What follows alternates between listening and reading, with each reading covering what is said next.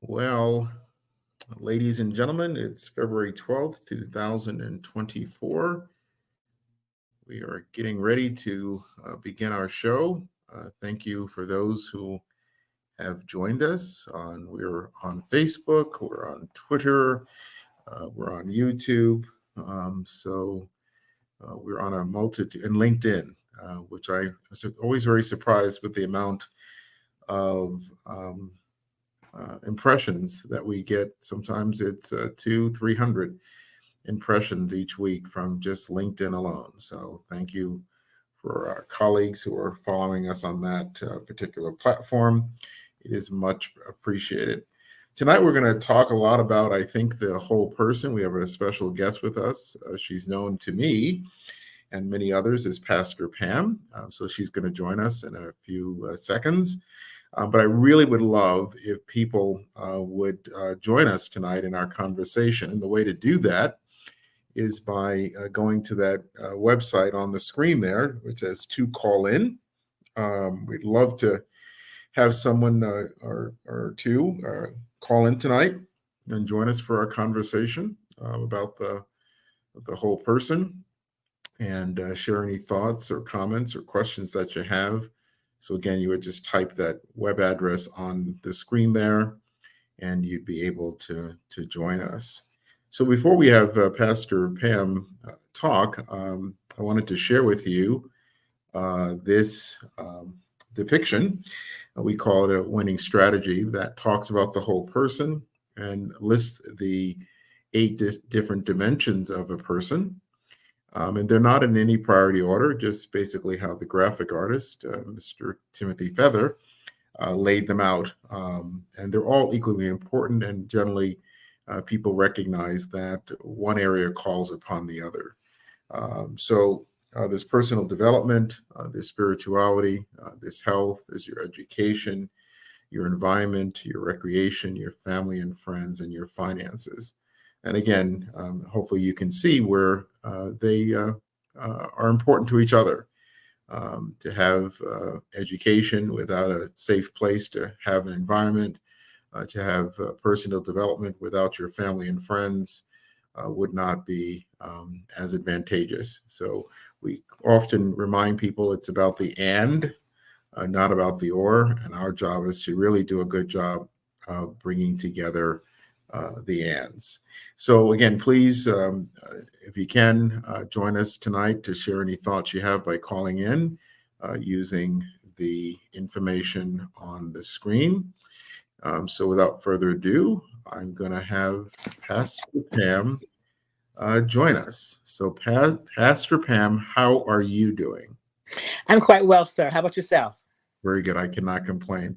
Firstly, I want to start off on a little bit of a sad note. I'm so sorry to hear about the passing of your mom. And I feel even worse because I promised you an opportunity on my dime to go away with her. So I sincerely apologize that you didn't have the opportunity. But you are, I know, always were an outstanding daughter to your mom and very supportive of her and she of you. So I know that would have been a nice addition, but you guys had a wonderful relationship all by itself. And I know that you miss her, but I know Yes, sir. she's with you in a special kind of way. So Amen. yeah. So again, my condolences to you, and no, Thank you very much, sir. only a phone call away if there's anything we can do. So talk to us a little. Pastor Pam used to be a colleague, and then she reached a magical age and told us all to get lost. Bye-bye. Yeah, And definitely so. it's been a year. And remember, the other side of that was my mother was actually having some challenges, and Yes. I just needed to be more available. And there was no way I could do a full-time job and make sure that all of her needs were met. So had to make a choice, had to make a decision, and no disrespect intended, but said goodbye to y'all and hello to her. And I'm sure in retrospect that you had the ability to do that and also the inclination. I'm sure you have very little regrets because you Oh, did. none at all, sir. None at all. No, So no, that's no. what. It was not necessarily an easy decision, but it Mm, was definitely the right decision for me and for my sure. mother. So Mm, her last days on this earth were very, very important to me. And mhm, I was able to do all that I could. And so even in the moments when it's tough, I mm, still get to smile because I did everything I could and as much as I could to make her life as comfortable as is possible. I wow. always tell people that her welfare was my concern. Her welfare was my first and my foremost concern. And so Mhm, now I'm endeavoring to live my life mhm. being very, very conscious that she is faring quite well. And I'm just trying to, just looking for whatever my next is going to be. Sure, sure, I have a legacy I must uphold. for sure. And that you will do without question, without question. Amen. So Thank you, sir. you left our circle. Was it a year ago or 2 years ago? I was trying to remember. I left in, I believe it was 22. So it's almost 2 years. Okay. Wow, wow, wow. And I know one of the things that you were always a big fan of was this whole person. Yes, I I developed my own way of remembering Exactly, exactly, and that's Pam Johnson for you. She will always it. develop her own way. Yes, And I had to make it mine, even though you sure, had to remind me because I kind of like lost a little bit of it. But yes, I sure, had to make it mine. sure. Well, tell us about that ownership of the whole person and how you made it yours, and what the relevance is to you about looking at yourself as a complete person. Okay, well, if I can, let me begin from this place. For the last, I don't know if you remember, but years and years and years ago, one of the things that you encouraged all of your staff to do was to volunteer somewhere, to Mhm, find somewhere outside of what was our job, whatever that might entail, to make mhm, sure that you were giving back to the community. And so for me, I took you at your word and did just that. And so for the past 18 years, in wow. light of that, I have served as a chaplain for the Reading Police Department. And then in the last, I'm going to say about 9 years or so, I actually also became a part of what is called the Police Civil Service Board. So I Mm, serve on both, I serve my community in light of both of those. So what makes the way that I remembered this whole person is by PD, which again, police department, and then the word sheriff. Again, mm, not spelled the way that it's actually spelled, but it's mm, more like sheriff. mhm, Was a way that I was able to remember. So, of course, PD was still is the professional development, spirituality, health, education, um, environment.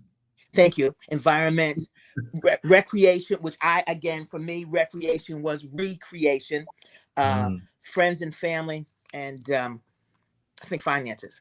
So yeah. that was how it is that I was able to Mm, kind of keep it all in the context so mm, that I could remember it. And again, being a chaplain or police chaplain, that just came very easy. mm. Wow. Let's talk a little bit about that police chaplain, just for those who may not be aware. What does that all entail, Pastor Pam? Well, there are several different types of police chaplains. There are some that are kind of referred to as ceremonial chaplains, which means if they, you need somebody to pray, if something happens in a department that they need to call on a chaplain, then you are that. I am not a ceremonial chaplain. That Mm, does not to say that I'm not a part of any kind of ceremonies that I need to be. In fact, recently we had an officer, a very young female officer who lost her life, and her mm, family called me, and I ended up doing her memorial service, wow. which was um, God is just gracious. But anyhow, I'm Mm, not. I do am very, very much a part of whatever the ceremonies are, but I'm actually a hands-on, which means usually on a Friday night, at least twice a month, I jump in a police car, and wherever the officers go, I go with them. mhm, It used to be that they were doing 8-hour shifts, and when they were doing 8-hour shifts, then I would do 8-hour shifts with them. mm, Now they're doing 12-hour shifts, so I do 12-hour shifts. So Wow. Friday, the shift starts at 5. I'm sorry, the shift starts at 7 on Friday night and ends at 7 a.m. that next morning. And many a Friday, well, at least 2 Fridays out the month, I'm in a police car riding around my city, Hmm. And responding to whatever wow. is whatever they have to deal with. I get to be right there. Hmm. And what are you seeing out there, Pastor Pam, with the world and the environment changing? So, and I'm sure having done this 18, 19 years, you've probably seen a lot in that time frame. Yeah. One of the things that we all get to laugh about is the department that is the Reading Police Department nowadays is a very young department. So in a lot of cases, because I've got so many years on a lot of the officers, a lot of the new officers, I've spent more time in the department than they have. So that becomes a running joke. But yes, I've seen an array of things. And for me, it just, from a very honest place, 18 plus years ago, some pastors in the city that were endeavoring to pull together a chaplain's corps came to me and said, "Hey, Pastor Pam, we think that you'd be very, very good at this." And in all honesty, my thought process, not my remark, but my thought process was, "You must be stupid. I don't even like police. Why would you even think that I would be a good chaplain?" And again, please understand me. I didn't say it out loud. The people that came to me to ask me were people that I highly respected. And so, in all honesty, it just came down to, I don't really see myself doing this, but at your word, and maybe you see something in me that I don't see. And in that moment, I definitely did not see it. And again, here it is now 18 years later, and I'm still doing it. Wow. And enjoy it much. And it really came down for me. And again, going back to some of the things that you had talked about, it's one thing to complain about something. It's something else to make a decision to say, I'm going to be a part of the solution. And so for me, and in light of the police department, and you've already said it, but there have been an array of changes in light of how it is that people perceive police. And so again, it's just very easy to kind of sit back and say, this is wrong and that's wrong. And there are some things that are very, very wrong. And I don't negate that in any kind of way, but there are some things that are very, very right. And so rather than be a part of the problem, I just chose to be a part of the solution. And it seems, Pastor Pam, that your idea about police and their role has evolved over, as you said, when you first, got the call, it was like, some of these people are not my favorite people. But it seems like as time has gone on, that things have changed. Just if you could talk a few minutes about that transformation for yourself and how it happened. It was not, well, for me personally, it wasn't necessarily, it was an easy transition. The reality of it is the department that I'm connected to, for the most part, a large number of them don't look nothing like me. And so when I first started showing up, after I'd gone through classes, I was very, very fortunate. The very first officer that I rode with was just phenomenal, in light of willing to have a conversation with me, talking to me, explaining to me about what was going on, so on and so forth.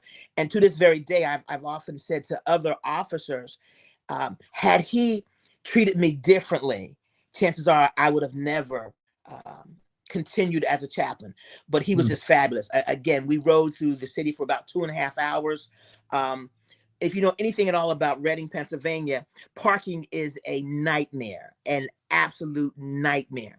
And so what we did for the most part, that 2.5 hours, we were in what we now call the bread truck, big old van, and we're literally riding all for those 2.5 hours, pulling up behind people. He's hitting the horn, they're moving, and I'm like, oh my God, can I borrow this tomorrow? I want to do this again. And of course he wouldn't let me. But to this very day, the officers that I encounter, even now, I always tell them, if you want to complain about me, you need to talk to him, because had he treated me differently, chances are I would have never, ever committed myself to this.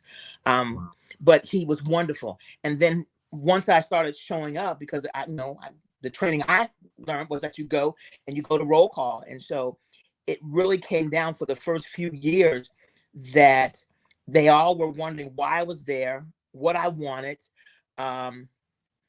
They were actually, the rule was, whatever if the lieutenant tells you the chaplain's riding with you, the chaplain is riding with you.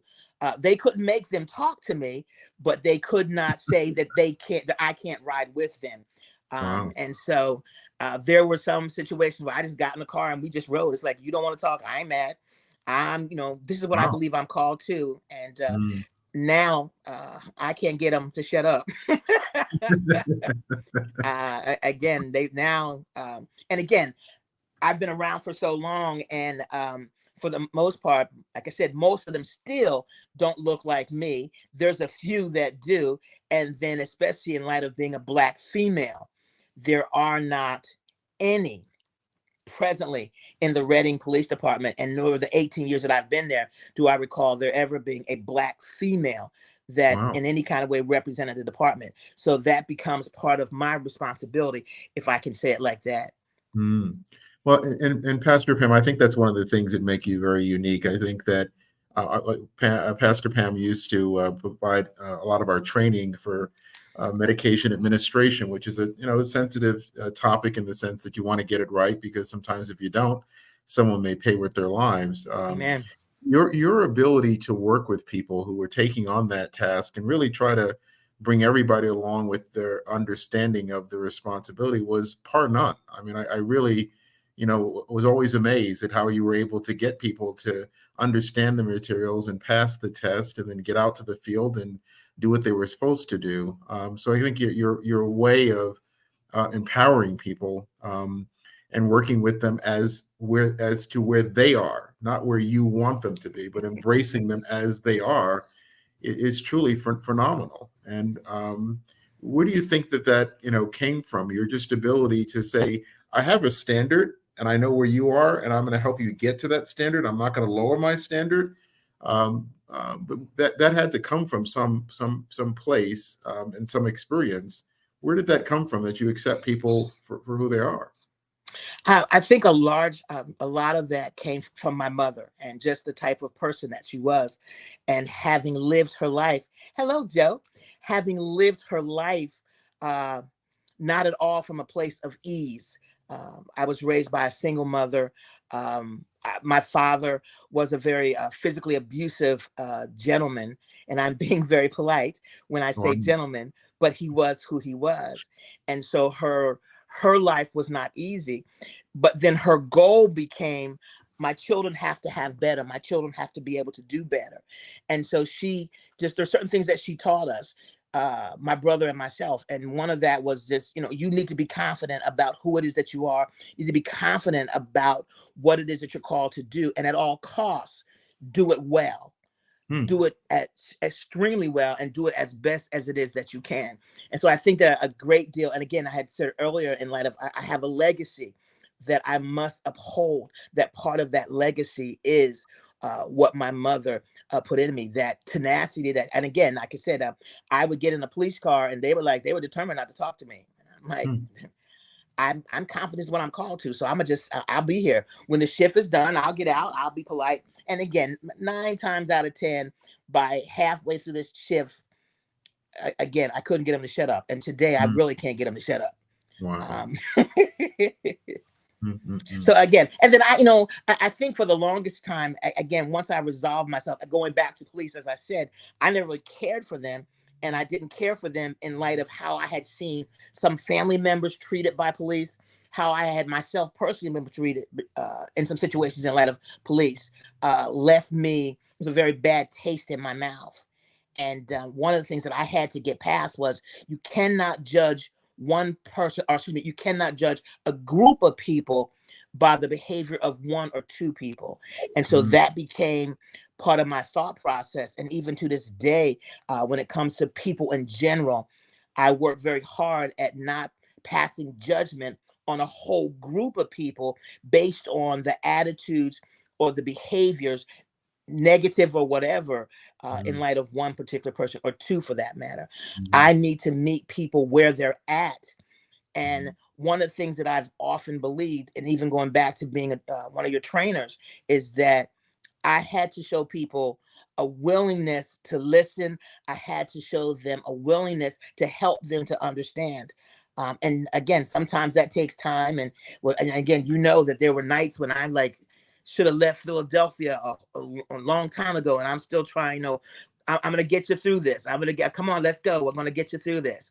It's really not that tough. And then the first time you actually go to do this, I'm going to be standing right there with you. So that tenacity, that commitment, that consistency has just become who it is that I am. And again, it's a remarkable thing to watch, and more importantly, to see what the results are for people when someone believes in them and they're struggling. I think goes a tremendous distance. But Pastor Pam, you talked earlier about the role that your dad had in your life. How did you ever reconcile the treatment that you saw that really wasn't the way it was supposed to be for someone you love so dearly, with being your mom? And I'm sure your sibling had to experience some things as well. How did you ever make sense of that chapter and put it in its rightful place? You know what? The thing that I came to believe is that you can only do what you know. Mm-hmm. So because you can only do what you know, the thing that when it came to my father, again, you can only do what you know. He didn't know how to be a father. I remember when at my father's funeral, and in all honesty, my father, I always laugh, and what was the Temptations had a song that Papa was a Rolling Stone. That was my dad. Very, very much. That was my dad. And so he's always had, and again, no disrespect, but a slew of women. That was who he was. That's how he lived. But the thing that at his funeral, I was talking to some cousins of mine. We were all together and just talking, and they were talking about how great my dad was. And they were talking about he had played tennis with them. He had done all these things with them. And I'm like, say what? Because my father, if he was your friend, you had it made. He was an excellent friend. He was an excellent uncle, but he did not know how to be a good dad, and he did not know how to be a good husband. And so again, you cannot do what you don't know. So I can't hold that against him. Again, there were some things in my life that would have been a whole lot different had he known how to do those things. But again, I had by the grace of God, I lived long enough to be able to look back to just understand that I'm convinced, and nobody can convince me otherwise, he did the best that he could with what he had. And he did not know how to be a dad. He did not know how to be an uncle, but he was very good at being he did not know how to be a husband or a father, but he knew how to be a friend. He knew how to be an uncle, and he just wasn't able to transition from one position to the other. And the reality of it, our family suffered for it. But again, I can't hold those things against him. It'll cause me more harm than it would him. I would be a very different person if I spent all of my life blaming him. And so it just came to the place I have to just accept it. He did the best he could do with what he had. If he would have had more, I'm convinced he would have done better, but he didn't. And he's human. And again, I got to do things differently. And I can't hold him subject to what he could not do in his own self. And talk a little bit about that, Pastor Pam. What lies ahead for you for your future? And again, you talked earlier about being able to see your mom through her transition and feeling good that you were able to provide that support. You've taken a retirement a period in your life. Is that something you see you want to continue? I know, the chaplain seems like something you'll always do, but what's next for Pamela J. Johnson? In all honesty, and from a very honest place, that's for the last, even before my mother left, that became a question that I've constantly and continually said to the Lord, okay, I need to know what my next is. What am I called to do now? There's certain things in my life that I know, again, I'm obligated to in light of, again, the support of the police department. But what I've done here recently is I've committed myself to even the more to my community. So I have for years been aware of different groups that are doing different things in the city, some that look like me, some that don't. But because I've been in the city for so long, I happen to know a large array of people. So I've just committed myself to some of those kind of things, to just simply say, okay, this is, I'm going to commit myself to this. So I've made a commitment to um, the NAACP. Was something that I started years ago, and again, just didn't do it. And other things in the city that I've committed myself. As you already know, and again, I'm sorry that my mother won't be able to go, but that doesn't mean I'm not willing to go. Yeah. And we don't, and you know what? There's a group, and you may want to, you may not want to join the group, but there's two other people that I promised that opportunity, and they're going to Hawaii, and they're putting the plans together for, I think, May or June. So I'll circle back to you offline. Okay, well, I'd appreciate that. Okay. I'll take my mother. She can go for me in my heart. I have one of my necklaces has a picture on her of her. So Wow. she won't be able to go physically, but she can still get to go. And one of the things that I've always enjoyed, I've enjoyed traveling. I enjoy being in places and seeing. Hello, Miss Tina. Hey, darling. Places that I've never been to. Now, no, honestly, I've been to Hawaii twice. Okay. But again, I if it's new, yeah. let me check the budget if I can work it in the budget. Between always finding a new class somewhere, that's another thing. I spend a great deal of time learning new stuff. So again, different classes. In fact, one of the things that I have homework that's due by tomorrow, that when we're done here, I've got I have a essay, a 500-word essay that I have to write, and the thought process is to be or not to be. Wow. Being your authentic self. And so that should be easy. That should be for me. easy. But they're like, they're like, how do you get to be your authentic self? So I'm like, I can see now my paper's going to start from the place of I work very hard at being my authentic self. In fact, it has opened great doors for me and shut some other ones in light of me being myself. Everybody's not necessarily comfortable with me being me or being my authentic self. So, that's what I will do. When we're done here, I've got homework I must get done. Wow. and I will. And that's their challenge, not your own. I think you, Pam, being who you are is essential. Going back to talking about the trip, the person, one of the two people decided, oh, let's go to.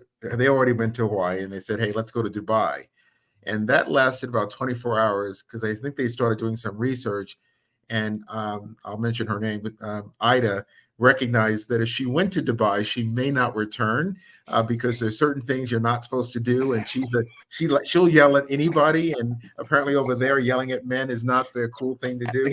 It'll get you jailed. It'll get you jailed for a long time.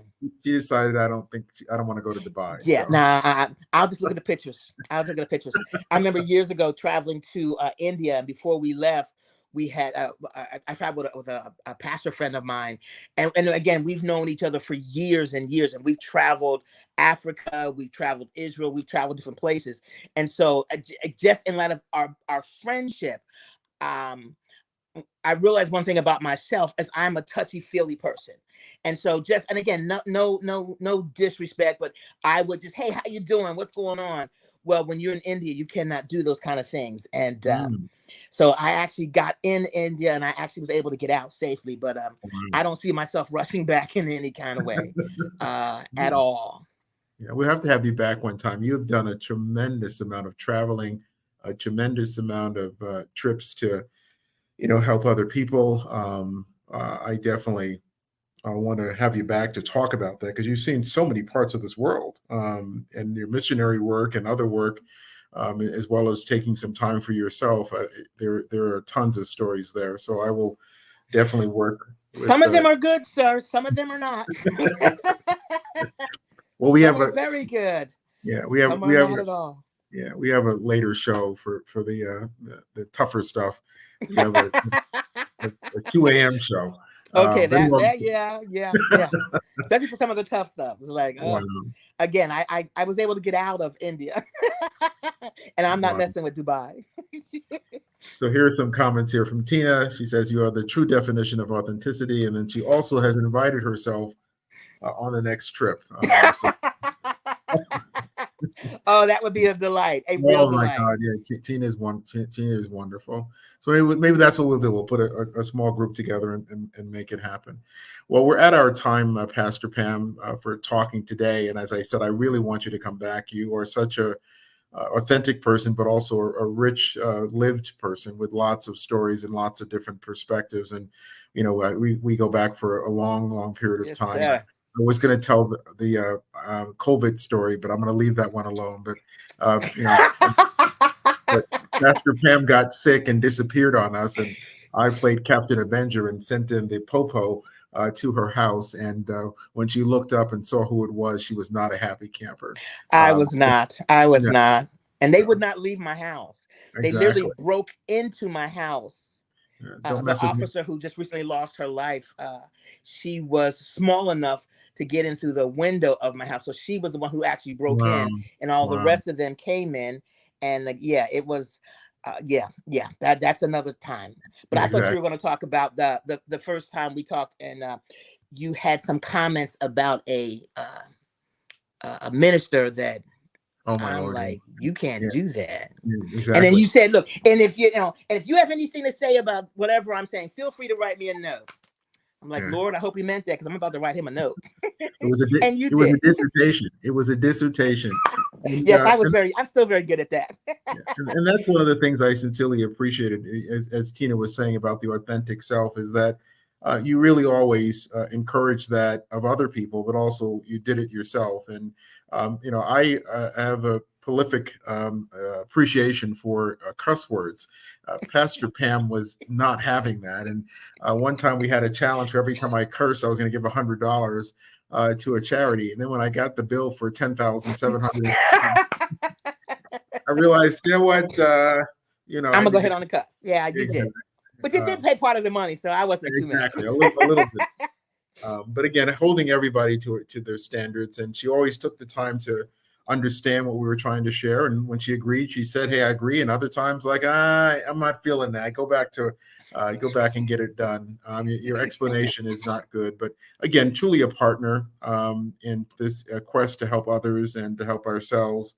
And again, for that, Pastor Pam, I'm forever in your debt and greatly appreciate, and more importantly, admire you, for who you are. So we'll come through finally with this wonderful trip to wherever it's going to be. We just know where it's not going to be. We know no India, no Dubai. No, sir.